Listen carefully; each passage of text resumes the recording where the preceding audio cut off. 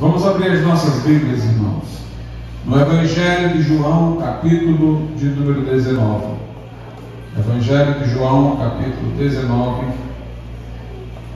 a partir do verso de número 30. João 19, a partir do 30.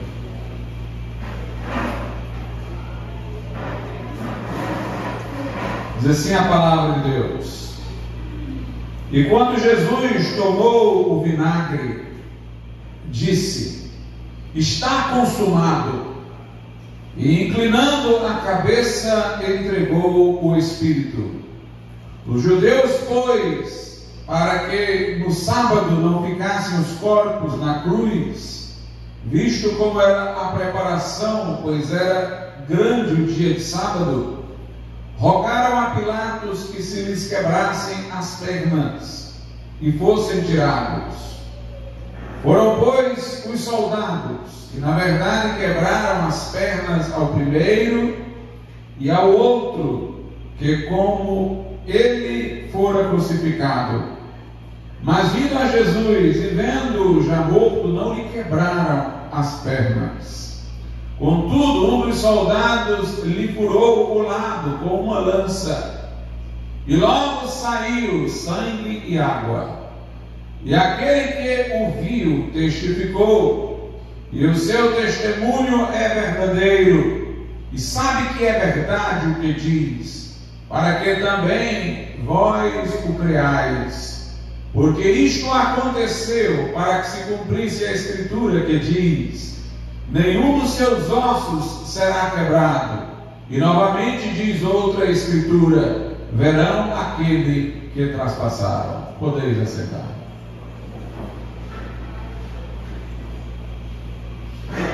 Meus amados irmãos, aqueles que escreveram a Bíblia, Velho e Novo Testamento, estavam debaixo de inspiração divina e não poderiam errar no que diziam, porque muito embora Deus não anulasse a personalidade dos escritores, Deus se expressava através deles. Nós temos aqui na Bíblia a palavra de Deus através da palavra do homem, mas o aspecto divino garante ao aspecto humano a inerrância, a infalibilidade. Nós vemos os profetas do Velho Testamento dizendo: assim diz o Senhor. Há uma firmeza no que é falado, há uma invocação do selo divino para aquilo que é escrito. Interessante que no Velho Testamento, conforme a Bíblia católica, há os livros de Macabeus, que não constam na nossa Bíblia, porque de acordo com a carta de Paulo aos Romanos, está dito que Deus confiou os seus oráculos aos judeus, e refere-se ao Velho Testamento. E o Velho Testamento dos judeus não contém alguns livros que a Igreja Romana adicionou oficialmente apenas no século XVI, apenas a época do Concílio de Trento, após o século XVI, melhor dizendo. Nós, portanto, não aceitamos a inclusão desses livros, como muitos pais da Igreja e o próprio Jerônimo, que traduziu a Bíblia para o latim e formou a versão Vulgata oficial do catolicismo, acreditava, ou seja, que eles não faziam parte das escrituras hebraicas, porque os judeus não os reconhecem. Estes livros, entretanto, são inofensivos. Livros, eles não alterariam aquilo que nós cremos, porque eles são históricos, são registros de acontecimentos. Exceto o de sabedoria, por exemplo, ou o eclesiástico, desses livros a mais, que são livros didáticos, que ensinam alguma coisa, mas nada contrário àquilo que pregamos. Pelo contrário, há coisas lá que fortaleceriam as nossas convicções.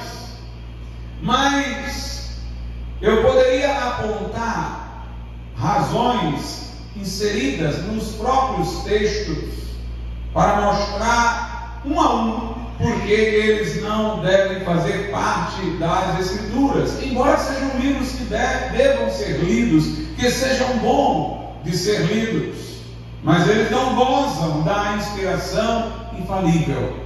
Porém, eu destaquei o de Macabeus, o segundo livro de Macabeus, porque no epílogo deste livro, o autor do livro diz que se ele escreveu alguma coisa equivocadamente, se ele foi trôpego nas palavras,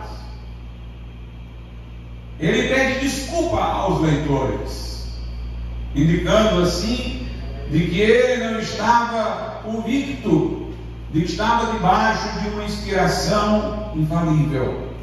Mas veja, por exemplo, que João diz aqui no verso 35: e aquele que o viu testificou. João, portanto, está garantindo a certificação de seu escrito pelo fato de ter sido primeiramente uma testemunha popular, e aquele que o viu testificou.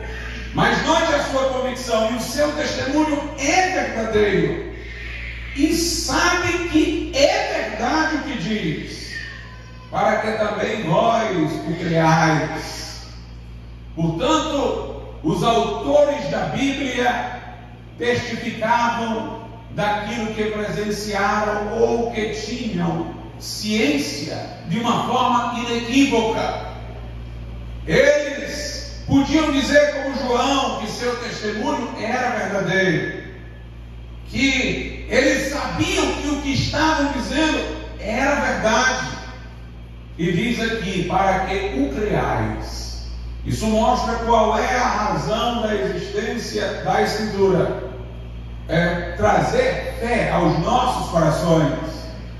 João diz no seu Evangelho que Jesus fez muitas outras coisas além daquelas que ele narrou, mas aquelas que ele mencionou já são suficientes, diz João, para que creais que Jesus é o Cristo, o Filho de Deus, e para que crendo tenhais vida em seu nome.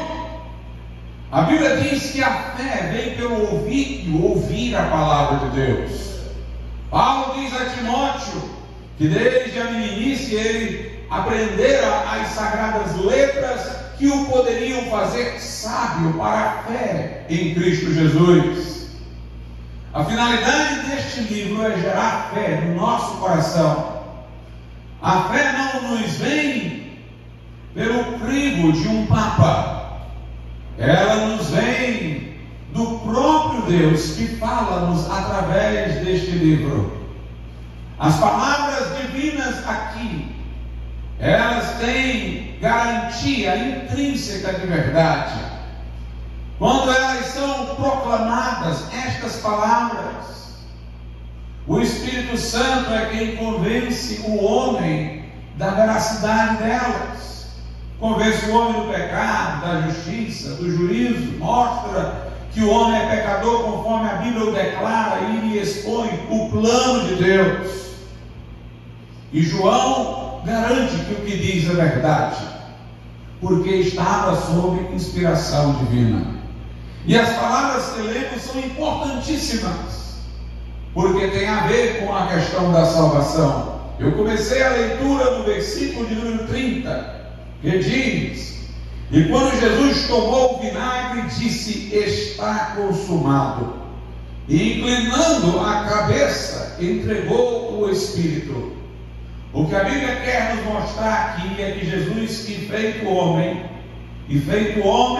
tentado não pecou, foi homem perfeito, tomou sobre si os nossos pecados, como o disse o profeta Isaías no capítulo 53 de seu livro. Foi moído e traspassado pelas nossas transgressões e iniquidades. Levou o castigo que era para nós, fez maldição por nós. Levou os nossos pecados em seu corpo ao madeiro. E ali na cruz, ele pagou o preço para a expiação da nossa culpa. para a absolvição do castigo, para trazer satisfação à justiça de Deus e garantir-nos perdão para os pecados através da fé nele. O sacrifício que ele fez foi completo e perfeito, é o que a Bíblia quer dizer. Jesus disse: está consumado. Consumado quer dizer finalizado, acabado, terminado, concluído. Se tratar de uma dívida, ela está quitada. Paulo diz aos Colossenses que na cruz Jesus rasgou o escrito da dívida que era contra nós.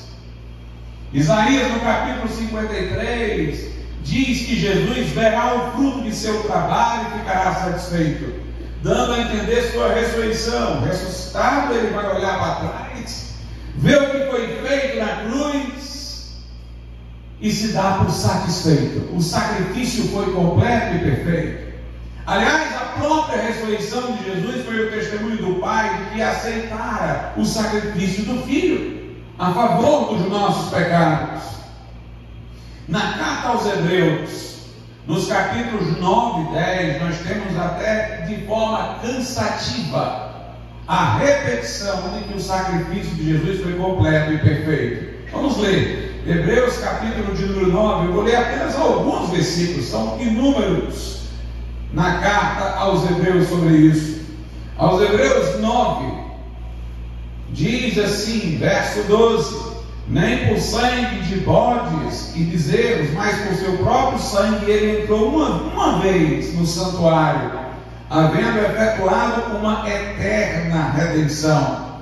No verso 28 diz: assim também Cristo, oferecendo-se uma vez para levar os pecados de muitos, aparecerá a segunda vez sem pecado aos que o esperam para a salvação. No capítulo 10, no verso 10, diz: na qual vontade temos sido santificados pela oblação do corpo de Jesus Cristo, feita uma vez. No verso 12 diz: mas este, havendo oferecido para sempre, é de valor infinito o sacrifício de Cristo, o único sacrifício pelos pecados, está assentado à destra de Deus. O verso 12 mostra o tanto que foi o único sacrifício, como mostra que foi para sempre infinito, e mostra que Jesus está numa outra posição que não é mais a de morrer, mas é a de sacerdote assentado à destra de Deus. No verso 14 diz: porque com uma só oblação aperfeiçoou para sempre os que são santificados. E eu poderia seguir lendo mais e mais versículos que mostram que no sacrifício de Jesus há uma provisão completa de salvação, que é de valor eterno, que Jesus não morre mais, está agora à direita de Deus, é sumo sacerdote. Ele disse: está consumado. Por isso, irmãos, que espanta-nos a doutrina católico-romana, de acordo com a qual, durante a missa, há uma renovação, alguns assim hoje preferem dizer, mas dá no mesmo, ou uma repetição, os medievais diziam assim abertamente, do sacrifício de Cristo. Para a igreja romana, quando o sacerdote consagra a hóstia, ela muda-se de modo miraculoso, transubstancia-se do corpo de Cristo. O cálice com vinho que o padre tem à mesa, no altar, quando ele pronuncia as palavras de consagração, se muda no sangue de Jesus. Como carne e sangue estão separados, há uma nova morte de Jesus ali. Daí a mesa ser chamada de altar, e a missa ser chamada de sacrifício, e o padre ser chamado de sacerdote, como se ele estivesse oferecendo a Deus novamente o sacrifício de Jesus Cristo. Isso, irmãos, é espantoso diante de tantos versículos como esses que lemos, que falam que está consumado, que foi uma única vez, que foi para sempre, que Jesus não está morrendo agora, ele está à direita de Deus como sacerdote. É espantoso que alguém, diante de tantos textos da Bíblia, possa concordar com isso. Maximamente, se você ler o relato bíblico em que Jesus instituiu a ceia. Quando Jesus instituiu a ceia, ele tomou o pão, a Bíblia diz, deu graças, partiu o pão, a Bíblia diz, o pão, e ele deu aos seus discípulos dizendo: isto é o meu corpo, que foi partido por vós. Note, faça uma leitura retroativa. Para a Igreja Católica, ele está dizendo, naquela hora, isto é o meu corpo, que aquele pão virou o corpo de Cristo, mas ele diz: isto é o meu corpo que foi partido. O que ele havia partido, a Bíblia diz que foi pão. Havendo partido o pão, deu ao discípulo dizendo: isto é o meu corpo partido.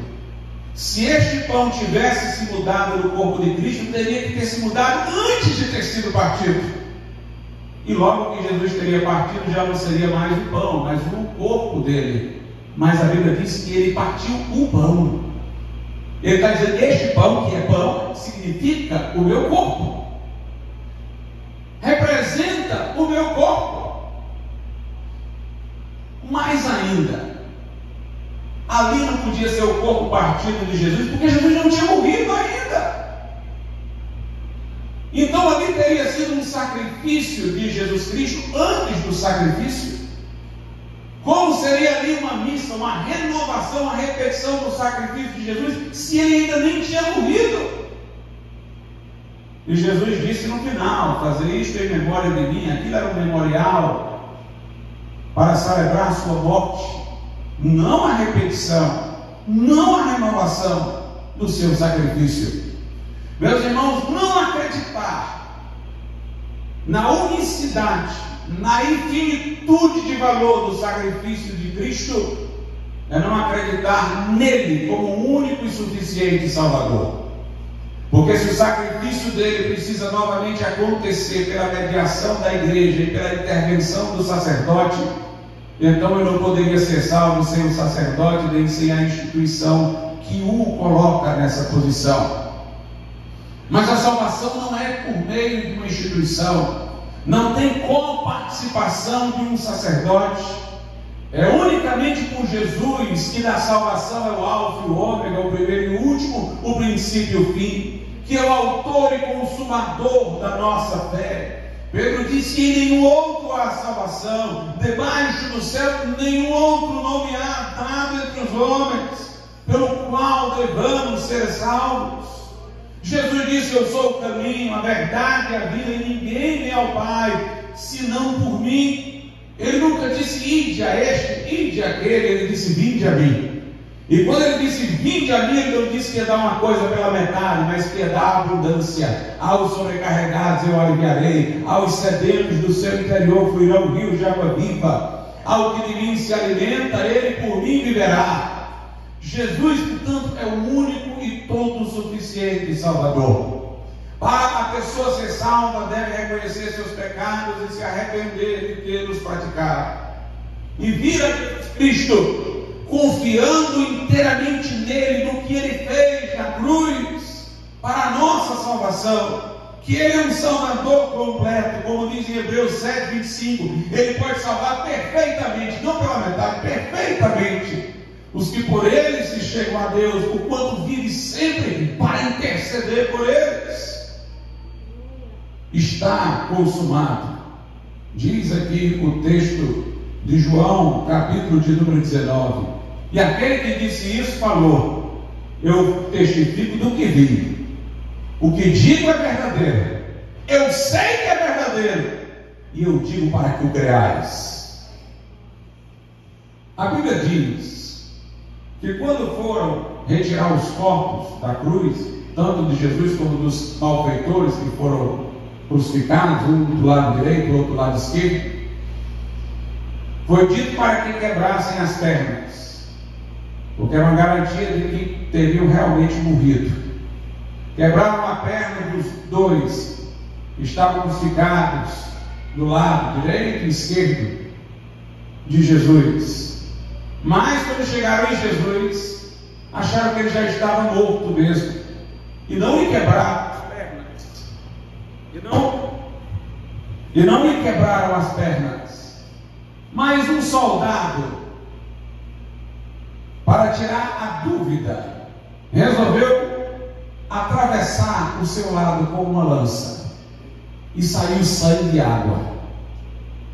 A Bíblia é tão perfeita, irmãos, que com respeito a que suas pernas não seriam quebradas, estava antevisto nos ritos da lei, no Pentateuco, e de modo direto no livro de Salmos, que ele não teria suas pernas quebradas. Mas o soldado quis conferir, ferindo do lado. E isso foi para que se cumprisse o que estava no profeta Zacarias, que diz que quando ele voltasse em glória novamente para os judeus no porvir, eles veriam aquele a quem traspassaram. Tudo de conformidade com aquilo que foi profetizado. Os fatos eram emoldurados nas previsões do Velho Testamento para que se cumprisse a Escritura. Vamos aqui analisar o sentido simbólico de tudo isso. Quando furaram Jesus do lado, saiu sangue e água. Sangue e água. Meus irmãos, eu acho que eu vou parar com isso aqui, porque eu fico confuso com a parada e volta. Mas vou tentar aqui de novo. Em relação a furarem o seu lado e ter saído sangue e água, nós devemos nos lembrar que uma doutrina que Irineu de Leão, que foi um dos pais da igreja, chamou de recapitulação. O que seria essa doutrina da recapitulação? Jesus é chamado na Bíblia de um segundo Adão. Porque não foi Abel, Caim, chamado de segundo Adão? Porque Adão é o termo usado para o homem primordial. De certa maneira, todos nós somos Adão. Somos uma extensão de Adão. Viemos da carne e sangue de Adão. Nós não somos segundo Adões. Nós estamos em Adão. Na linguagem da Bíblia, nós estamos em Adão. Quando nos convertemos, nós passamos a estar em Cristo. Portanto, Jesus é o segundo Adão, porque ele é homem primordial. Ele não veio da carne e sangue de Adão. Ele não veio da relação sexual entre José e Maria. Ele não participou da carne e sangue de José e nem da de Maria. O que nela foi gerado era do Espírito Santo. Assim como Adão gerou filhos, mas não teve ancestrais, Jesus teve um corpo preparado por Deus sem ancestralidade. E ele, portanto, é chamado de o segundo Adão. Na visão de Irineu, bíblica por sinal, é como se Adão tivesse borrado o plano de Deus, imaginando aqui uma obra literária.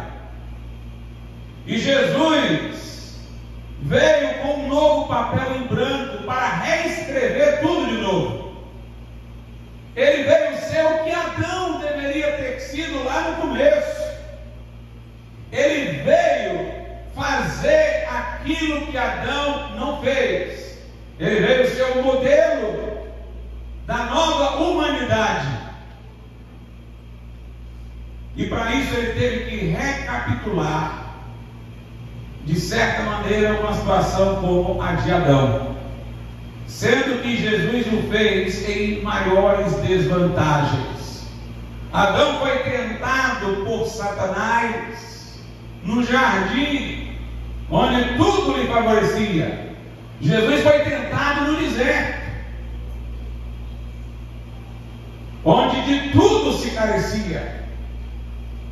Mas Adão, que caiu no jardim, não fez o que Jesus fez no deserto. Jesus ali recapitulou o momento da tentação e triunfou. Fez o que deveria ter sido feito no começo. Ele construiu, digamos assim, a história certa da humanidade. Aí na cruz o que é que ele fez? Uma troca. Vamos trocar aquela história ruim por essa história minha. Eu levo na minha carne os pecados da humanidade. Eu levo sobre mim a história de Adão e dos que vieram antes de mim.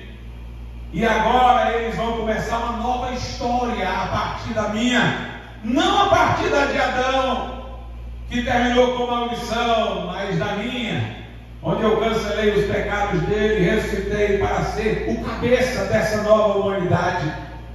Por isso que a Bíblia fala do crente como aquele que está em Cristo. Antes estávamos aonde? Estávamos em Adão. Mas agora estamos sob um novo cabeça, numa nova história.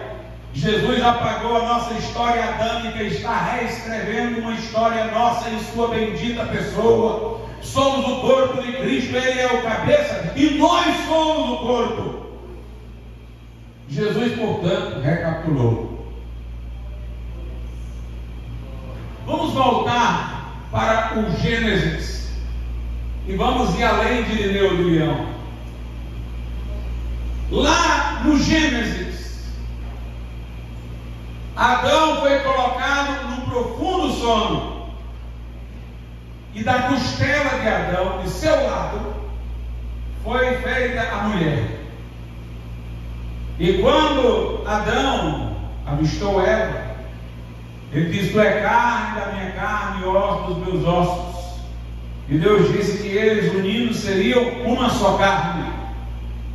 Lá na carta aos Efésios, Paulo cita a passagem do Gênesis: deixará o homem seu pai e sua mãe, se unirá a sua mulher, e serão ambos uma carne. Grande é esse mistério, mas eu falo de Cristo e da sua igreja. Lá na cruz, Jesus entrou no sono da morte, para do seu lado ser constituída a igreja. Quando o soldado lhe feriu do lado, saiu o que? Sangue. Se Eva foi feita da costela de Adão, a igreja que está aqui foi feita do sangue de Jesus. Aleluia! Do seu lado saiu o sangue pelo qual é constituída a igreja, a noiva de Cristo, que ele virá para arrebatar um dia. Nós somos aqueles que fomos comprados e lavados no sangue de Jesus. A Bíblia diz em 1 de João 1,7 que o sangue de Jesus nos purifica de todo o pecado. Paulo diz: fostes comprados por bom preço pelo sangue de Cristo. Pedro diz assim na sua primeira epístola, de Pedro, capítulo 1, versículos 18 e 19: sabendo que não foi com coisas corruptíveis, como prata ou ouro, que fostes resgatados da vossa vã maneira de viver, que por tradição recebestes dos vossos pais, mas com o precioso sangue de Cristo, como de um cordeiro imaculado e incontaminado. Nós fomos resgatados, nós fomos comprados para Deus, nós fomos tirados de debaixo de condenação pelo sangue de Cristo. Na ceia, Jesus disse do cálice que representava o seu sangue derramado por muitos para a remissão de pecados. Através do sangue de Jesus, nossas culpas são perdoadas. Através do sangue de Jesus somos resgatados de debaixo de maldição. Através do sangue de Jesus nós somos purificados de todo pecado. Por isso o crente não vai para o purgatório. Purgar é purificar. Nós não seremos purgados pelo fogo do purgatório, porque já fomos purgados pelo sangue de Jesus. Não há menção na Bíblia a purgatório, não há alusão a este lugar, só há céu e inferno. Nós fomos purgados pelo sangue de Jesus Cristo. Saiu sangue, porque sem derramamento de sangue não há remissão de pecados. Sem derramamento de sangue não há igreja. A igreja é a comunidade daqueles que, como diz no Apocalipse, tiveram suas vestes lavadas no sangue do Cordeiro. São aqueles que foram comprados pelo sangue de Cristo de todas as línguas, tribos e nações. Saiu sangue quando furou-se o lado de Jesus. Mas o texto também diz que saiu água. Água na Bíblia, irmãos, também é simbólica, tem um símbolo, representa algo, representa a atuação regeneradora da palavra de Deus pela agência do Espírito Santo. Lá em Efésios 5, versículo 26, a Bíblia diz que a igreja foi lavada com a lavagem da água pela palavra. O texto é claro, diz que a água na qual nós somos lavados, e aqui não é mais a lavagem da culpa, é a lavagem do coração da imundície, não é a lavagem pela qual não há mais mancha que se nos apresente, que se nos coloque diante de Deus, mas é o lavar do coração para que não voltemos a uma vida de pecado, ou uma vida dominada, subjugada pelo pecado. A água aqui é a ação da palavra em santificar, e através do Espírito Santo que a usa para tal. Fomos lavados com a lavagem da água pela palavra. Em João 15,3 a Bíblia diz: vós já estáis limpos, disse Jesus aos discípulos, pela palavra que vos tenho falado. Em João 3, Jesus disse: aquele que não nascer de novo não pode ver o reino de Deus. E ele disse: se alguém não nascer da água e do Espírito, não pode entrar no reino de Deus. O novo nascimento que Jesus disse que tinha que haver para entrarmos no reino era da água e do Espírito. A água aí não é o batismo como o entende o catolicismo, é a palavra de Deus, conforme Efésios 5, 26, e conforme João 15,3, que diz: estáis limpos pela palavra que vos tenho falado. Mas nós sabemos disso ainda mais por outra razão. Jesus disse que o novo nascimento era da água e do Espírito. Em Tito 3 e 5, Paulo menciona o Espírito. Ele diz: não por obras de justiça que houvéssemos feito, mas segundo a sua misericórdia, Deus nos salvou mediante o lavar da regeneração e renovação pelo Espírito Santo. E Pedro diz, na primeira epístola, capítulo 1, verso 23, que este novo nascimento é pela palavra. Ele diz: renascendo, tendo renascido, não de semente corruptível, mas da semente incorruptível, que é a palavra de Deus, a qual é viva e permanece para sempre. Então, de acordo com Paulo a Tito, é o Espírito Santo que regenera. De acordo com Pedro 1,23, é a palavra. E Jesus disse que tinha que nascer da água e do Espírito. Então a água é a palavra de Deus. A palavra de Deus nas mãos do Espírito Santo é viva e poderosa. Como diz em Hebreus 4:12, a palavra de Deus é viva e eficaz, mais penetrante que espada aguda de 2 gumes, vai até a divisão da alma, do espírito, das juntas e medulas. Nós que ele compara a palavra viva, vivificada pelo Espírito, a uma espada. E Paulo diz em Efésios 6 que a palavra de Deus é a espada do Espírito. Nas mãos do Espírito Santo, esta palavra não é um documento, é uma palavra viva. Deus, pela sua palavra, criou o mundo. Ele disse: haja luz e houve luz. A palavra de Deus é poderosa para mudar as coisas e transformar. O centurião que foi pedir pela cura de seu servo, quando Jesus quis ir à sua casa, ele disse: não, eu não sou digno de que entres em minha casa, mas daqui mesmo diz uma palavra e o meu servo será curado. Jesus disse à mulher que ia ser apedrejada por adultério, e aquele ele perdoou. Ele disse: eu não te condeno, agora vai e não peques mais. Quando Jesus disse vai e não peques mais, não é o conselho de alguém, é a palavra libertadora. Quando ele disse aquilo, aquela mulher agora teria poder para viver uma nova vida, porque a palavra de Deus é criadora, a palavra de Deus cria o novo, a palavra de Deus regenera. Quando entregamos o nosso coração a Cristo, não somente nós somos perdoados da culpa, absolvidos do castigo, não somente já não há mais acusação contra nós, e isso pelo sangue de Jesus, mas também nós temos novidade de vida. O que está em Cristo, nova criatura é. As coisas velhas já passaram, eis que tudo se fez novo, porque vem a palavra para lavar, vem a palavra para lavar o nosso coração. Ela vem como uma semente plantada, que é o Espírito da vida, e floresce uma nova vida, e floresce uma nova criatura. O mesmo Deus que perdoa é o mesmo Deus que liberta, o mesmo Deus que justifica é o mesmo Deus que santifica, o mesmo Deus que absolve é o que nos transforma em nova criatura. O Deus que pelo sangue diz: perdoados são os teus pecados, é o Deus que diz pela palavra: seja uma nova criatura. Aleluia! Glória a Deus. Saiu sangue e água.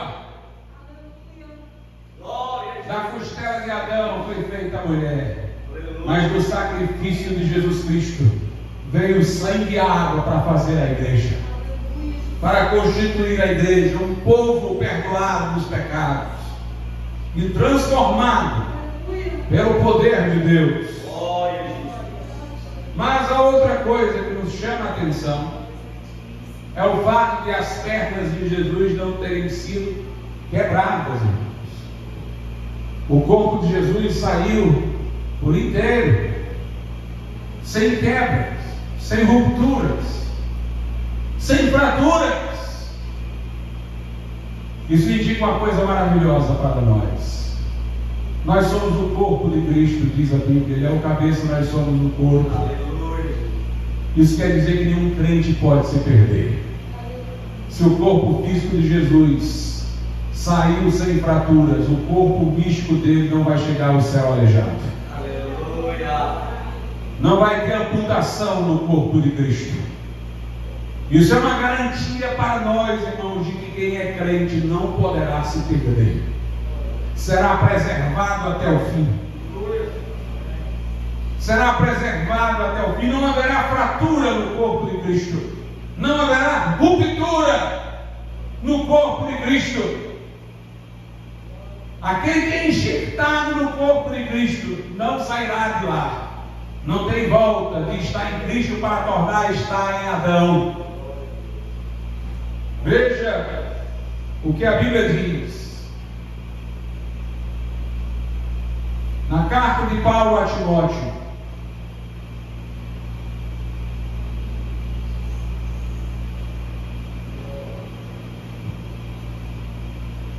capítulo de número 2, 2 Timóteo 2.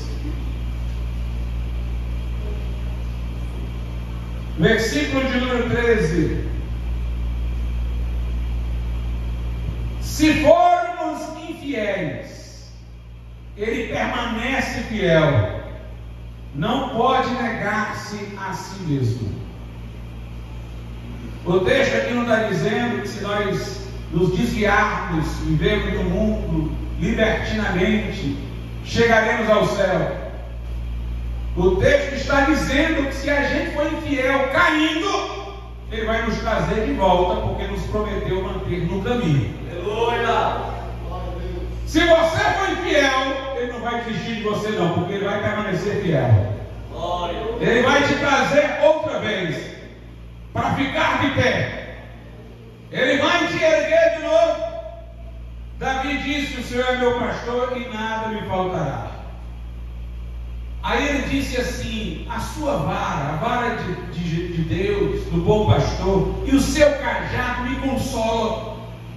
Ou seja, eu fico consolado, porque se eu sair, ele vai me varar, vai me bater com a vara, mas vai trazer de volta.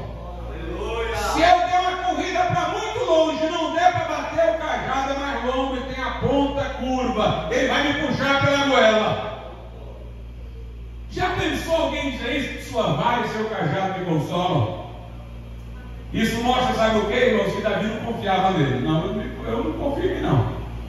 Mas eu confio naquele que vem com a vara e o cajado me acompanhando. Eu estou confortado porque ele tem vara e tem cajado para me disciplinar, mas me manter no caminho. O que me conforta não é que eu posso, não é que eu tenho capacidade, é que ele não vai desistir de mim. A sua vara e o seu cajado me consolam. O salmista diz: o Senhor firma os passos do homem bom que no seu caminho se compraz, ainda que caia, não ficará prostrado, diz o salmista, porque o Senhor o segura pela mão. Note, ele não ficará prostrado, não é porque ele segura a mão do Senhor, não, porque se ele caiu é porque ele soltou, mas é porque o Senhor o segura pela mão. Ele soltou, por isso que caiu, mas Deus não soltou a dele. Se cair, não ficará prostrado, porque o Senhor o segura pela mão. Ele soltou, mas Deus não. Se formos infiéis, ele permanece fiel, porque ele não pode negar-se a si mesmo. Essa última expressão tem dois sentidos.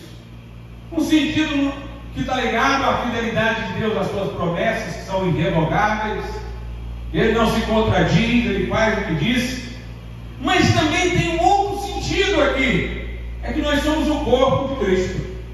Se ele nos negar, ele está negando a ele mesmo. Quando a Bíblia vai falar do relacionamento entre marido e mulher em Efésios, diz assim, para mostrar que o homem deve ser provedor, diz: ninguém aborrece a sua própria carne, quer dizer, fala da mulher, mas antes alimenta e a sustenta, assim também o marido em relação à mulher. Jesus também não aborrece a sua própria carne. Ele não vai negar a si mesmo. Nós somos o seu corpo, somos o corpo de Cristo. Ele não vai negar a ele mesmo, porque não pode negar-se a si mesmo. Lá em João, no capítulo de número 10,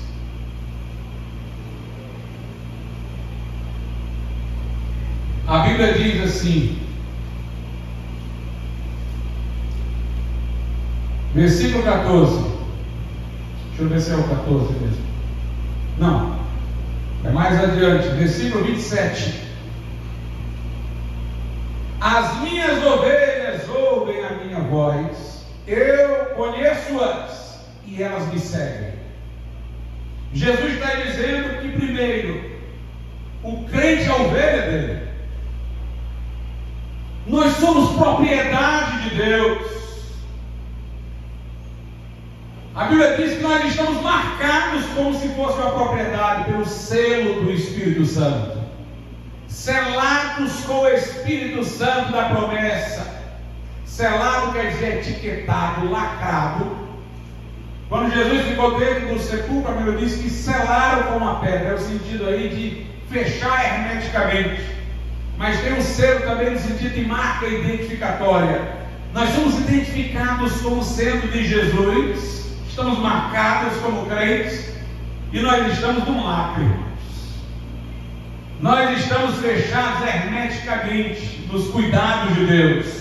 Paulo diz: a vossa vida está escondida com Cristo em Deus. O diabo, diz a Escritura, está em nosso derredor, buscando a quem possa tragar. Ele não está ao nosso redor, porque ao nosso redor está a proteção de Deus. Mas ele está ao nosso derredor, buscando a quem possa tragar. Mas ele não nos traga, sabe por quê? Porque ele ainda não encontrou esse esconderijo. Nós estamos escondidos com Cristo em Deus.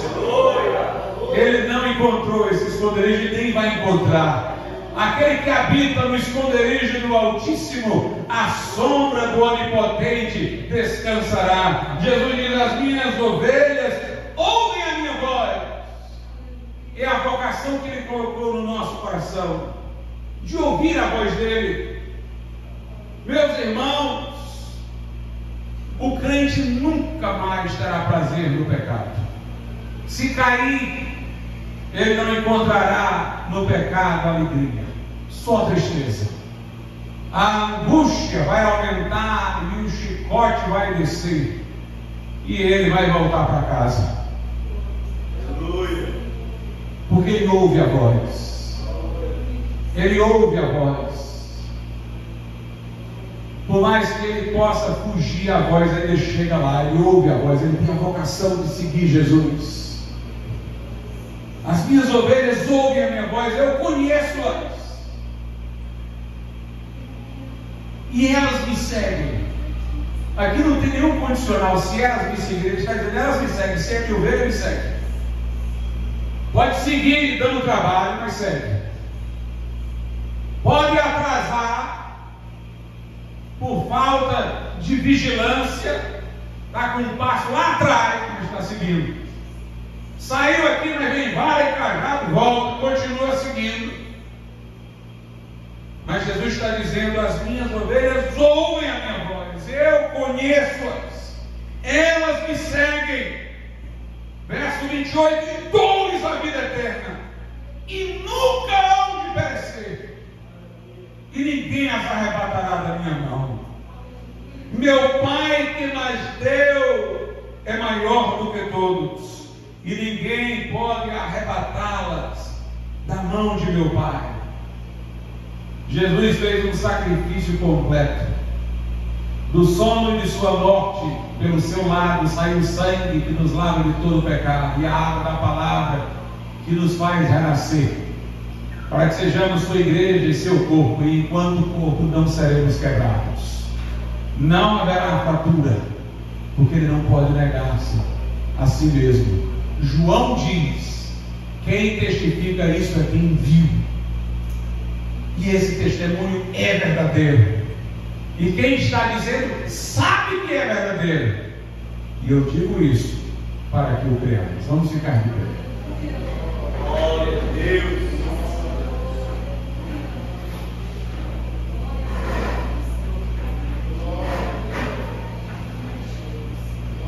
Santo Deus e nosso Pai.